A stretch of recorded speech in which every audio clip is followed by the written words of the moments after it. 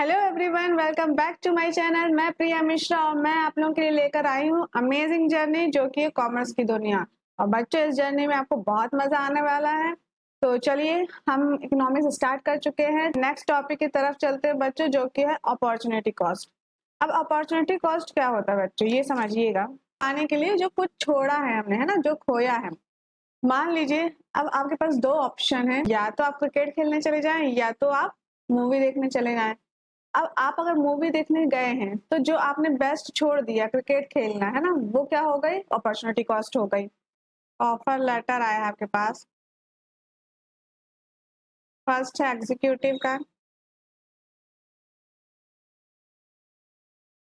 With 30,000 salary, and second है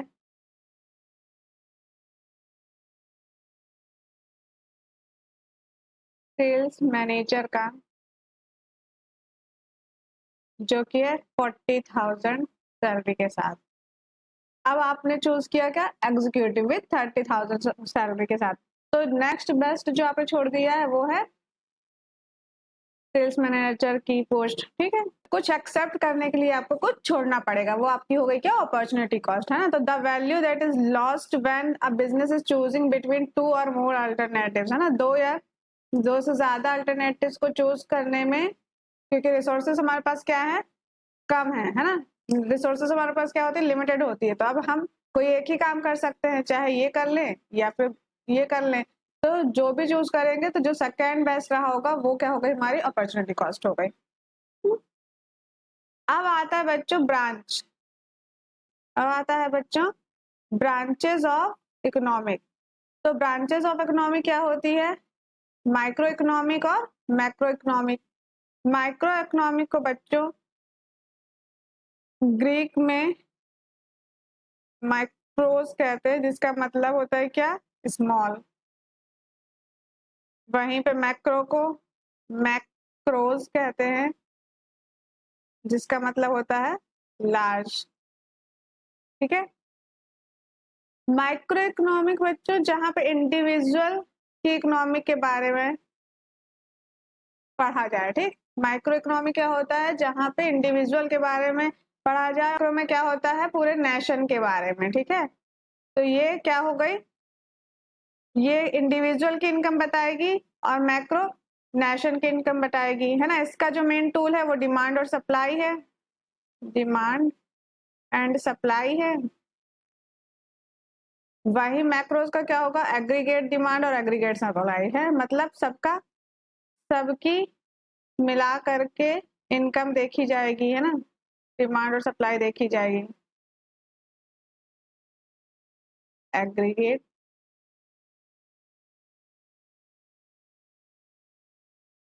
supply, ये हो गई क्या? मैक्रो और माइक्रो। अब हम इसमें डिफरेंस देख लेते हैं बच्चों। माइक्रो इकोनॉमी क्या होती है? मीनिंग क्या होती है? Behaviour of individual unit of economic ना, इंडिविजुअल का बिहेवियर पढ़ते हैं। यहाँ पे एग्रीगेट का पढ़ते हैं ना, सारे के सारे इकोनॉमिक के पढ़ते हैं, एग्रीगेट का पढ़ते हैं, सबका सबकी सबका बिहेवियर पढ़ते हैं। ठीक, बेसिक ऑब्जेक्टिव क्या है? It aims to determine price of commodity और फैक्टर ऑफ प्रोडक्शन। इसका जो बेसिक एम है वो क्या है? प्राइस ऑफ कमोडिटी, है ना, कोई एक कमोडिटी की, या फैक्टर ऑफ प्रोडक्शन का। यहाँ पे क्या होगा? Income and employment level of the company. इसका एम क्या है? कि डिटरमाइन करता है इनकम और employment level of country. Micro का टूल क्या है? डिमांड एंड सप्लाई इसका मेन टूल है। मैक्रोस का है एग्रीगेट डिमांड और aggregate supply. Degree of aggregation, तो it involves limited degree of aggregation, जैसे market supply is derived by aggregation of individual supply of all producer in particular market. ठीक, और it involves highest degree of aggregation aggregate supply in derived और entire economy. Other name क्या है? तो बच्चों micro को price theory भी बोलते हैं, मैक्रो को इनकम और एम्प्लॉयमेंट थ्योरी बोलते हैं। एग्जाम्पल क्या हो जाएंगे? Individual income, individual outcome. वहीं पे मैक्रो का हो जाएगा नेशनल इनकम, नेशनल आउटकम। ठीक है। अब बच्चों एक वर्ड आता है पॉजिटिव इकोनॉमिक और नॉर्मेटिव इकोनॉमिक, है ना। पॉजिटिव इकोनॉमिक क्या होगी बच्चों? जो फैक्ट्स हैं, जो चल रहे हैं, है ना, फैक्ट में जो बात हो रही है ना, फैक्ट्स में मतलब क्या में अनएम्प्लॉयमेंट ज्यादा है, तो ये हो गई फैक्ट क्योंकि ये है ज्यादा।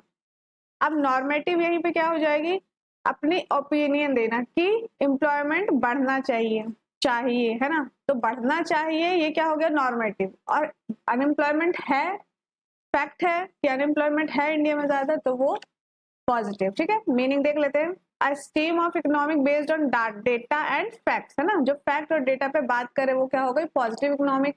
वही नॉर्मेटिव हो गई जो बेस्ड ऑन वैल्यू, ओपिनियन और जजमेंट, है ना, कि हाँ ऐसा होना चाहिए, ऐसा होना चाहिए, मतलब नॉर्मेटिव। नेचर क्या है, डिस्क्रिप्टिव नेचर है, प्रिस्क्रिप्टिव नेचर है नॉर्मेटिव का। स्टडी मैटर तो व्हाट एक्चुअली इज, असलियत में है क्या उसके बारे में पढ़ाया जाता है, और कैसा होना चाहिए उसके बारे में नॉर्मेटिव में।